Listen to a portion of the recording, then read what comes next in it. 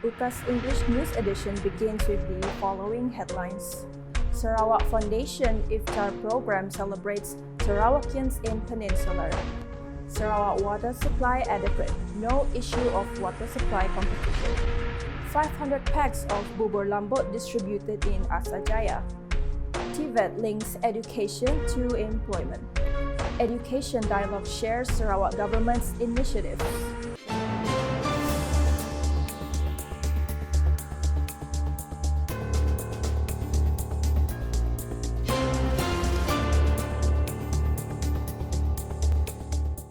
Good evening. Some 1,230 Sarawakians residing in Peninsular Malaysia enlivened the Iftar program organized by the Sarawak Foundation at the Kuala Lumpur Convention Centre on Friday.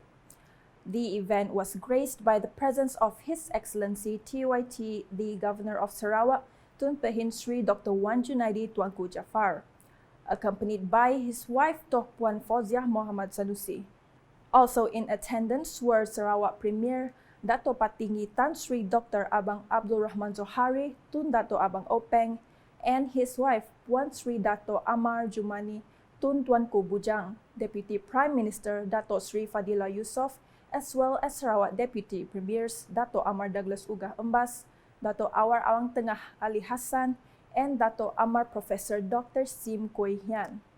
Sarawak State Legislative Assembly DUN Speaker Tan Sri Dato' Amar Muhammad Asfia Awang Nasar and his wife Dato' Fatima Muhammad Iskandar.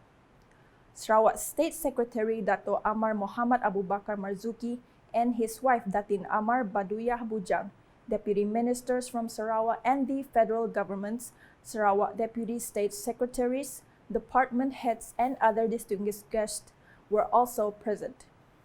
The program commenced with the presentation of gifts by Dato' Amar Muhammad Abu Bakar, who is also Deputy Chairman of the Sarawak Foundation, to Tun Pehin Sri Dr. Wan Junaidi and his wife, the Premier of Sarawak and his wife, as well as Dato' Sri Fadilah.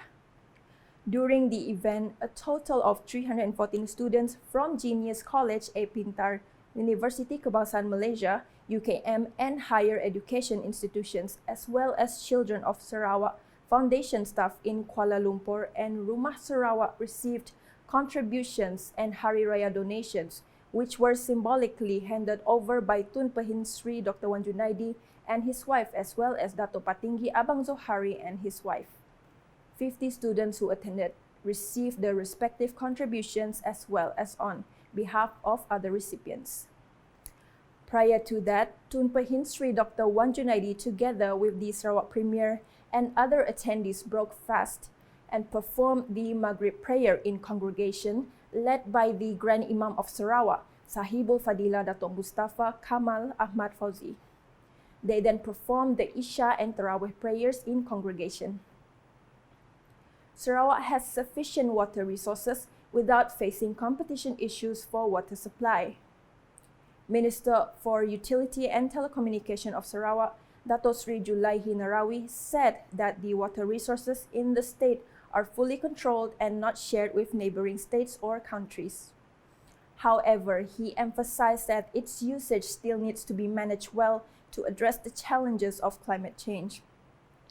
Dato' Sri Julaihi made these remarks in a media statement on Friday in conjunction with the celebration of World Water Day 2024 themed Water for Security.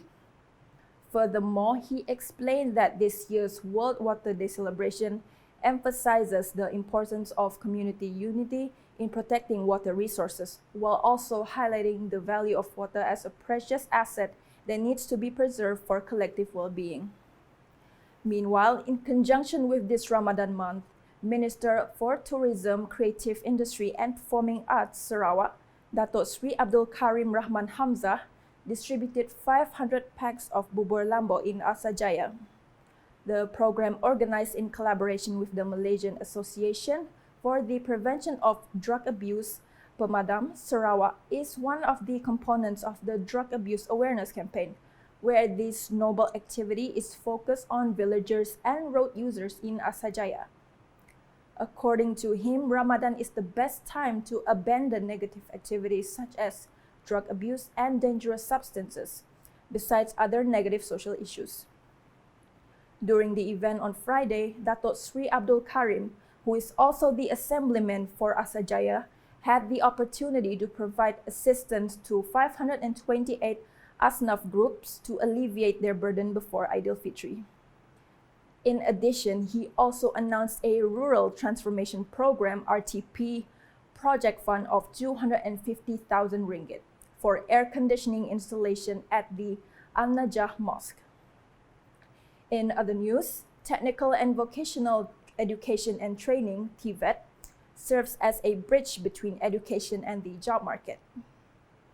Deputy Minister of Tourism, Creative Industry and Performing Arts Sarawak, Datuk Snodan Lawan, said that this encapsulates both the learning process and technical skills simultaneously. According to him, TVET constitutes an educational and training process aimed at preparing individuals for the workforce, with a primary focus on industry practices to produce competent workers in specific fields. Ia juga menegaskan bahawa isu ekonomi dan sosial dapat ditangani dengan menggunakan sumber manusia, kemahiran TVET.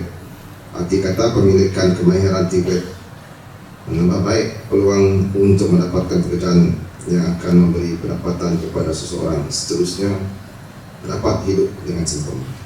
He said this during his speech at the 7th Malaysia Skills Certification Convocation held on Saturday.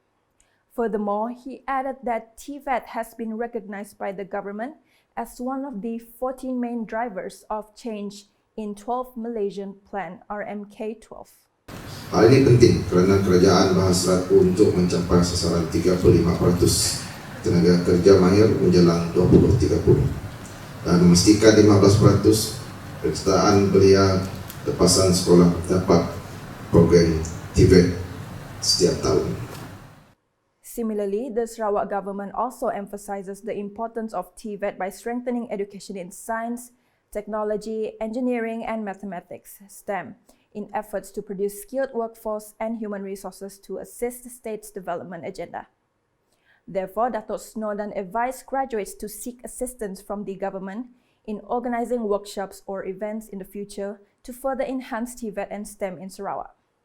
While across again in Peninsular, 250 Sarawak students studying at various public and private institutions of higher learning around the Klang Valley participated in an education talk session held at the Kuala Lumpur Convention Centre on Friday.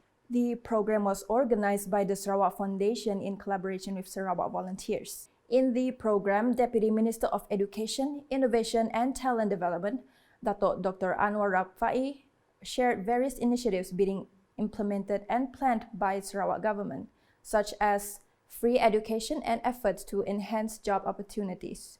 He mentioned that Sarawak is the only state to introduce the dual language program in its education system to empower students in both Malay and English languages.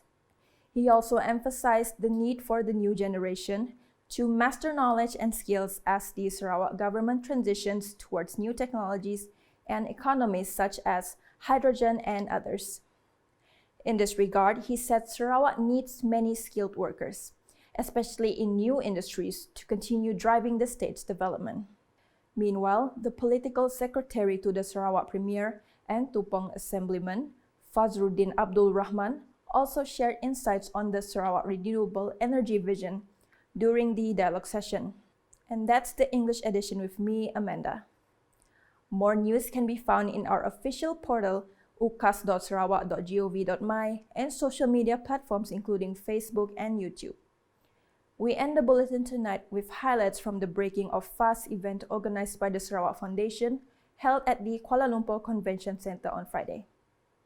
#Saluran Informasi Rakyat, have a good night.